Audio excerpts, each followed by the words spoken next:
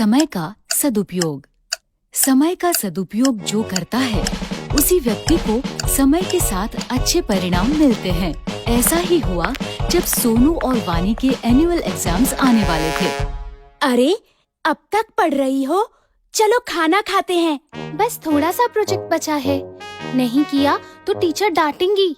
और अगले वीक से एग्जाम्स भी तो शुरू हो रहे हैं। वानी बहुत ही मेहनती और समय का सदुपयोग करने वाली बच्ची थी, जबकि उसका भाई सोनू बहुत ही लापरवाह और शैतान बच्चा था। हर काम कल पर टालता था। तुम्हारा प्रोजेक्ट हो गया? अभी से प्रोजेक्ट? वो तो 6th पीरियड में देना है। अभी भी 2 पीरियड बचे हैं। मैं झट से कर लूँगा। अब जल्दी आओ, भूख लगी है और खेलना भी है। अरे सुनो, रुको, नहीं करोगे तो टीचर डांटेंगी। सोनू और वानी के मम्मी पापा हमेशा सोनू को वानी का उदाहरण देकर समझाते थे। देखो सोनू बेटा, अब तुम बड़े हो गए हो। खेल के साथ साथ तुम्हें अपनी पढ़ाई पर भी ध्यान देना चाहिए। हाँ मम्मी, कल से पक्का। सोनू, समय का सदुपयोग करना अपनी बहन से सीखो। देखो, समय से पढ़ती है, समय से खेलती है, आज का काम कल पर कभी नहीं टालती। आप देखना, मैं भी कल से पक्का ऐसा ही करूँगा। अभी जाऊँ खेलने, प्लीज। सोनू की लापरवाही दिन पर दिन बढ़ती ही जा रही थी और आखिरकार एग्जाम्स के दिन भी नजदीक आ ही गए। सोनू वानी की परीक्षा में अब केवल 2 दिन बाकी थे। बच्चों, अगले सोमवार से तो तुम दोनों की परीक्षाएं शुरू हो रही है ना? खूब मन लगाकर पढ़ो और अच्छे से परीक्षा दो। सोनू, मुझे तुम्हारी बहुत चिंता हो रही है बेटा। तुम हमेशा आज का काम कल पर टाल देते हो। पढ़ाई कल पर नहीं टालना। वानी की तरह सभी पाठ समय से पढ़ लेना, ठीक है? अरे पापा, परीक्षा में अभी पूरे 2 दिन बाकी है। मैं झट से पढ़ लूँगा सब कुछ। अभी तो मैं खेलने जा रहा हूँ। जब तक खेलूंगा नहीं, तब तक पढ़ाई भी समझ नहीं आएगी।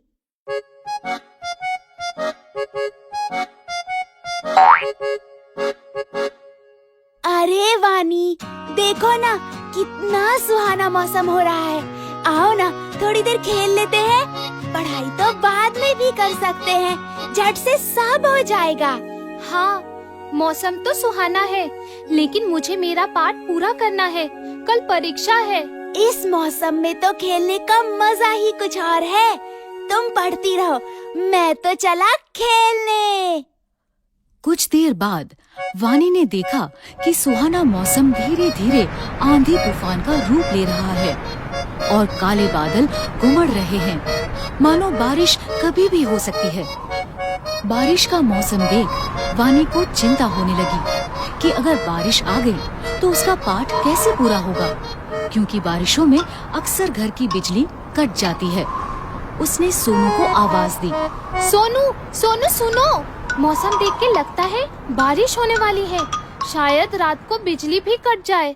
खेलना छोड़ो और आकर अपना पाठ पूरा कर लो, वरना कल परीक्षा में क्या लिखोगे? चिंता मत करो वानी, अभी तो दोपहर ही हो रही है। रात को बैठकर मैं फटाफट सब खत्म कर लूँगा। बिजली नहीं जाएगी, बल्कि बारिश के बाद पढ़ने में और मजा आएगा। अच्छा, मैं जाता हूँ, मेरी बैटिंग आ गई। सोनू देर शाम तक खेलता ही रहा, लेकिन उसकी चिंता तब बढ़ी जब अचानक से बारिश शुरू हो गई। सोनू बुरी तरह घबरा गया और घर लौटा, जहाँ आकर उसने देखा घर पर ही नहीं बल्कि पूरे गांव में बिजली नहीं है। ये देखकर सोनू जोर जोर से रोने लगा। कल परीक्षा में मेरा क्या होगा? मैंने तो एक पाठ भी नहीं पढ़ा और अब तो बिजली भी नहीं है। मैं तो फेल हो जाऊंगा। मैंने कहा था ना, अपना पाठ समय से पढ़ लो। मैंने तुम्हें 1 हफ्ते पहले ही कह दिया था कि समय पर पढ़ाई कर लेना, लेकिन तुम्हें कभी कुछ समझ में नहीं आता। अब भोगो।